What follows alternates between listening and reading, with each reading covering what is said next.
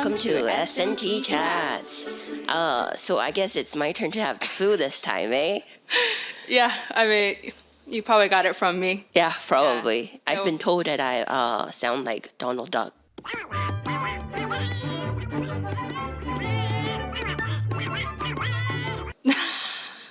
Quack, quack. Okay, don't forget to like and subscribe. Yay. Today we're going to talk about Squid Game. Smile. The second season. Okay. So if you haven't not watched it and you're gonna watch it, there's gonna be spoiler alerts. So Yeah. But we're just gonna talk how we feel about it after watching it. Yes. And I do have to say this. I think season 1 was better than season 2. Well, I didn't watch season 1. Yeah, I think season 1 was really good. It was phenomenal, and that's why it became a global sensation. Season 2 it's good, but it sometimes like I know when something is good, a drama is good if I don't fast forward. So I did have to, it made me fast forward and like skip some of those parts. Okay, so we're just gonna talk about our feelings about it. Yeah. Okay. So I watched season 2 because of Top. I think probably a lot of people did. Yeah. He didn't get paid. Oh, really? Yes, he did this one for free completely because this is his first time appearing since his substance abuse. Oh. So he offered to do it for free because he wanted to, come out and be able to re-enter the entertainment world. Oh, wow. Did you think he did well? Eh. What is this about? What do you feel after watching it? I feel like humans are scary when they are in the face of money. Yeah, when the money drops down, right? Yeah. Yeah, people's morals just kind of Go down the drain. Yeah. like greed. Yeah. There's so much greed in it. Like when they're playing the games, Right. and they're so afraid, like Right. people die and they're Right. like, okay, like so scared for their life. I think in their head, like if I was one of them, I would be like, yeah, I don't want to play the next game. Right. I might die. Exactly. But then when they go back and they start voting, and then when they see the money dropping, like the greed in their eyes and faces, just like they forget all about it. Yep. Yeah. Yeah. And then there's also that one scene where they're like, oh, no, like only X amount of people died. No, recount. There should be more people that died. I feel like this season they really showed people the bad side of humanity Yeah. and people because they want money. Yeah, they do. That's why they're like, no, it can't be that little people. Like I went through all that and only that little people died. Yeah. Like my money. Exactly. Yeah. And then I think it also raised the point that people want to get rich fast.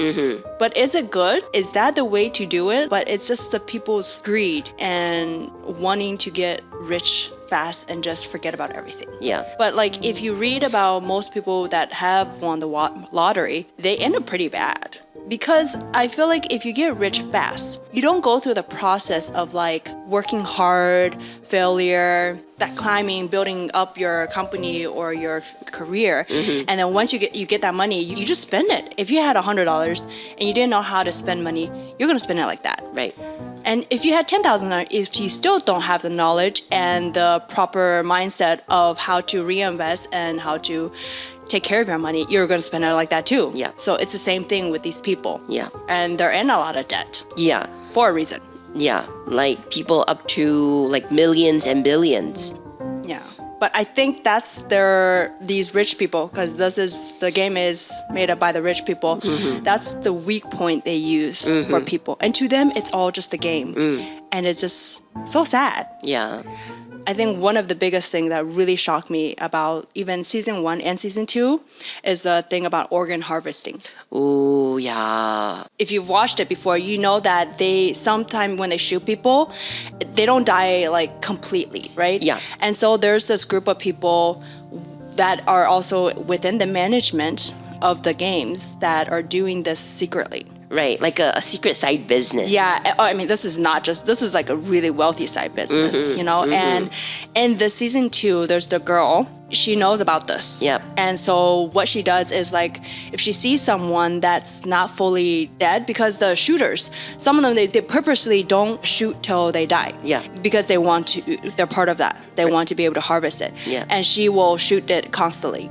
And the ones that aren't dead, like they make an X cross on the box. Right. I don't know if you, yeah. To harvest an organ, the person has to be alive. You cannot harvest a dead organ because Right. it's not alive. Right. So, is this real? Is this happening? I feel like a lot of reality TV shows, a lot of things that we watch, they all somewhat come from real life. Yeah, so me being Selena, like I like to do my own research and I did search up organ harvesting. And there's actually been a case, I think just recently, this guy, he is the first known survivor of organ harvesting. Because usually you do die from this. Like Yeah. they... I mean, it depends on what they take. Yeah, though, right? it does depend what they take. And they can constantly keep on harvesting you. But he was able to escape. Chen is said to be the only known survivor of China's forced organ harvesting, and his testimony is unprecedented in exposing the hidden horrors of the brutal industry. Only known survivor. Yeah, so how did he know he was surviving? Because he was like, said at that time, he didn't realize that it was organ harvesting. When he escaped and came to America, like he went through medical exams, right? And then through tests, he realized that some of his organs were harvested. And he didn't know until he was examined in the US. Oh my, so he didn't know? No, he didn't. I think he was kind of knocked out when he was in prison. And why was he in prison? In the first place, right? Yeah, that's like really interesting. Like, did he do something really bad? Right. Like, okay, we'll get to that later. So in the CT scan that you see here is like, it reveals lower part of his left lung has been removed. Whoa. And then if you see this other picture, he has a scar on his body. Whoa. So how did he escape?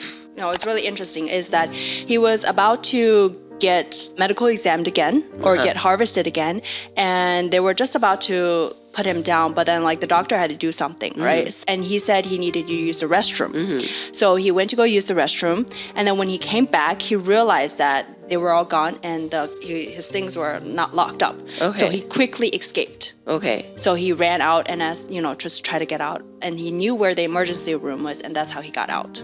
Oh. So okay. he went out the door, and then he escaped to Thailand. Okay. And then he stayed there for a few years, and then he finally reached out to some people in America, government, and they helped him escape to America. Why is it shocking that he is the first survivor of organ harvesting? Because usually for the surviving victims, there's usually no bodies to autopsy, and there's no easily accessible crime scenes or documents. Right. There's no proof. The bodies are often cremated after organ harvesting, which is in the Squid Game, that's what they do too. Yeah. All the dead bodies, they burn it. Yeah. And so this is the greatest opportunity for them to organ harvest the people. Yeah. So there's nothing physical to look at. Dang. So we're saying that what was he being put in jail for? Right. He was being put in jail because he practiced Falun Gong. What is Falun Gong? Yeah, I'm like you too. I'm like, I Google, what is Falun Gong? Why did he get persecuted for whatever that is? So I searched up and Falun Gong, and here I went to Google and I searched it. What is Falun Gong? So Falun Gong is a Chinese spiritual practice that combines meditation, breathing exercise, and moral principles. It's also known as Falun Dafa. That sounds very nothing bad. And it follows the moral principles is like truthfulness, compassion, and forbearance. Okay. Yeah, why is it being persecuted in China?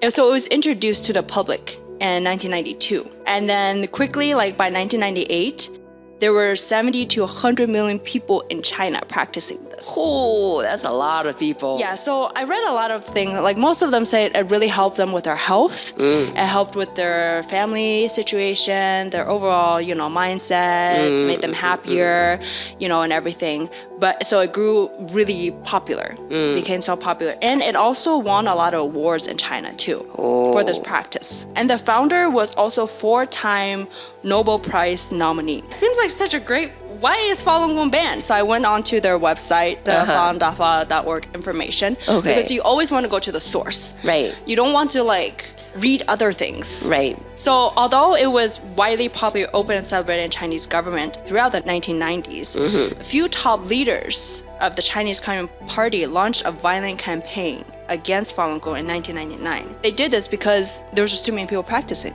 and they wouldn't have any control. It's like all of our other videos, Right. why they do certain things. Right. I mean, you look at all of the videos that we've done on China thus far, and basically since 1992 till now, it feels like the Chinese government is still for themselves. Oh, always. Yeah. Since the Communist Party took control of China during the Cultural Revolution, that's when they started to, they've been like this forever. You know what's so shocking is my grandparents went through the Cultural Revolution, and partially my parents too, is that they would have your teachers, your parents go against you if they are not part of the party, the Communist Party. And some people are not allowed to join the party because, say, my great parents is because they own land. So they were simply being persecuted because they own land. From my side of the family, my grandma and grandpa, they had official jobs. So then during the Cultural Revolution, they got sent to the countryside to do farmers' work. And then instead of my grandma, who was taking care of my aunt and uncles, it was our family's oldest child taking care of the rest of them. Wow. That's what I heard from my mom, at least. Yeah, so my great-grandparents, they were pretty wealthy. And then when the communists came, they were persecuted. And they just took away their land straight out like that. Whoa. It's just gangsters. Yeah. So they became really poor and a lot of kids died. Whoa. My grandfather was actually the only survivor of 6 kids because of hunger. Oh my God. He almost died too because of hunger. Oh my God. Yes. That's what the Chinese Communist Party is. Holy crap. Yeah, so it's definitely not for the people, and of course they're gonna fear like, oh, this many people are believing in this Something else religion. other than me. Yeah, and Basically. and then this religion they can't control. Like, Right. they're not containing it, so Right. yeah, that's why they're persecuting it. But I think to harvest a person's organ, that is just out of humanity. Right. That is just Like we all have a bottom line that we don't cross, like we would never cross, right? And then that just like harvesting organs without the other person's consent and just for your own power and money, that's just like, I don't know if we can even call that human. no, that's not human. That's Yeah. just evil. It's just total evil. Yeah, and because like this guy, the survival, he didn't like commit any crime. Maybe like some people can understand, oh, this person's like super bad, and they're sentenced to jail because of that. But he didn't commit any crime because he practiced Falun Gong. Oh, okay.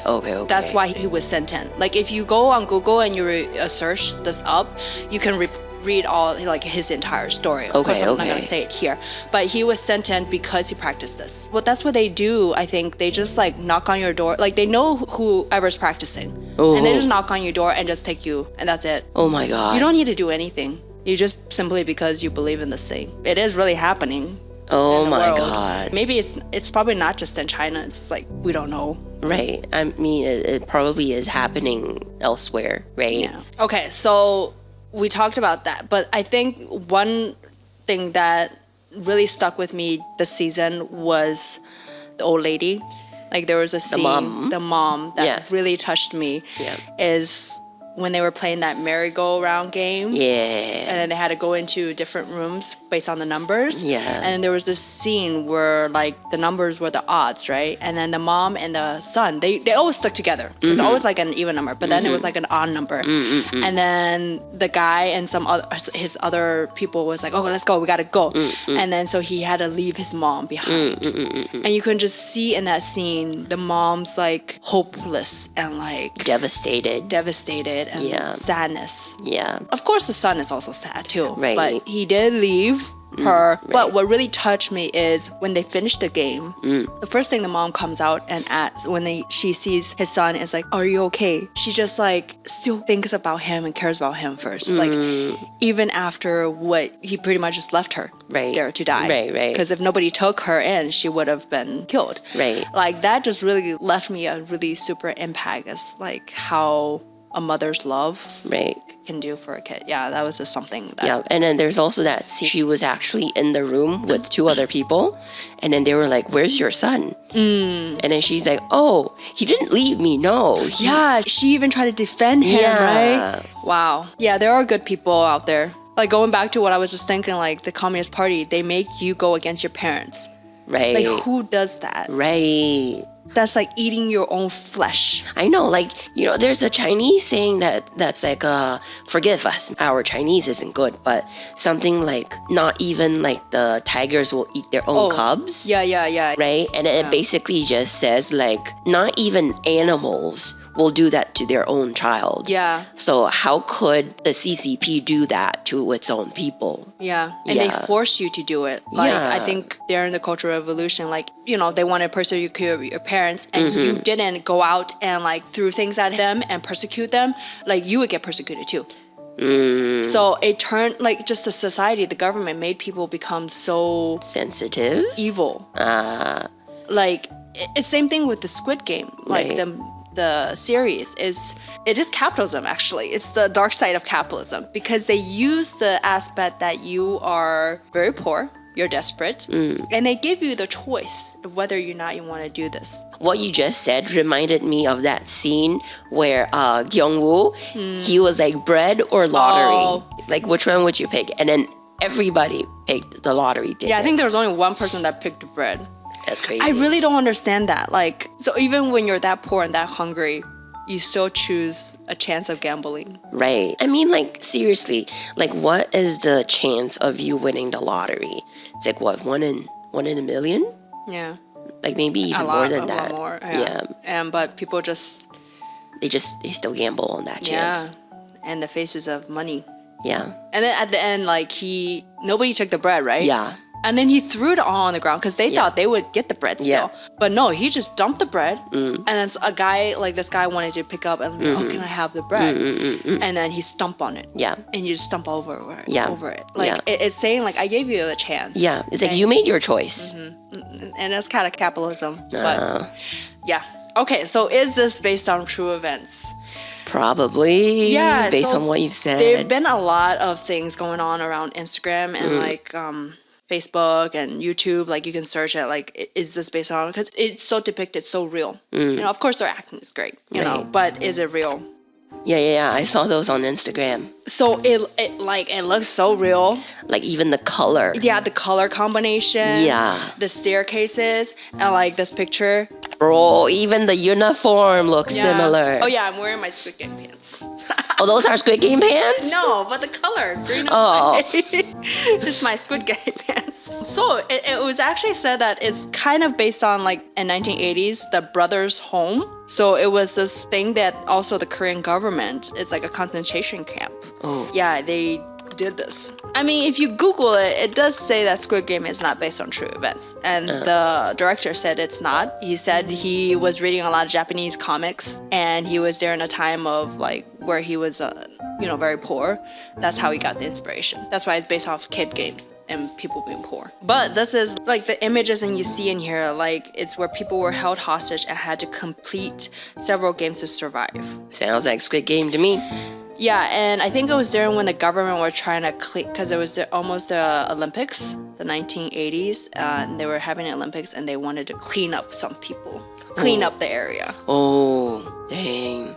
It's pretty crazy. I feel like, but like everything in movies, it comes from people's either imagination, right, or based on things they read and heard. Right. So, but it's pretty good to watch. So. Yeah. Yeah, I think it just shows the dark side of humanity. Yeah. And the most interesting, sometimes I think, if I was in that situation, would I forget about my morals and my humanity and be like the players in there? No, it's more like I don't think you would be in that situation in the first place. Oh yeah, because I won't get myself in debt. And that much debt. Yeah, because to become that much in debt, like... You had to make that decision to borrow that much money in the first place. But what if you, like, had a business and then your business failed? But then you would just find other jobs that you can work. I think it's just choice of you wanting... No, but these people, they go to the point where there's no hope. They can't find any job. Right. It's like they'd rather die than live. Right. I mean, what was that? What's that movie again? About that Korean movie, The Parasite. Oh, yes. Oh, like there is a really, really bad rich and poor people gap in Korea, you know, so I kind of understand how the people would choose to play in Squid Game, you know, because yeah, I mean, life in Korea is fun and all and beautiful on the outside, but then in reality, and I don't feel like it's really meant for me, at least. Yeah, it was kind of like in China too. Like, 'cause I still have a lot of family back in there, and yeah, you see the great and the big towers and all the AI and the technology is super, you know, up there in China. But the real people in China, they're so poor. Right. They're very, very poor, and they can barely make a living. Yeah. So, and then if you all of a sudden you become in debt, like, but still, in that case, would you still let your humanity, your morals, take the better of you over greed? Right. That's for you guys to answer. So comment down below on what you would do. Okay, that's our it for today. Our thoughts on Squid Game 2. Yes. Okay. All right. Thanks for watching. We'll see you next time. Bye. Bye-bye. And you know, an extra bit, Taylor Swift was going to Beijing for a concert, right? And then she was gonna sell hoodies. And then she was born in what? 19 something, right?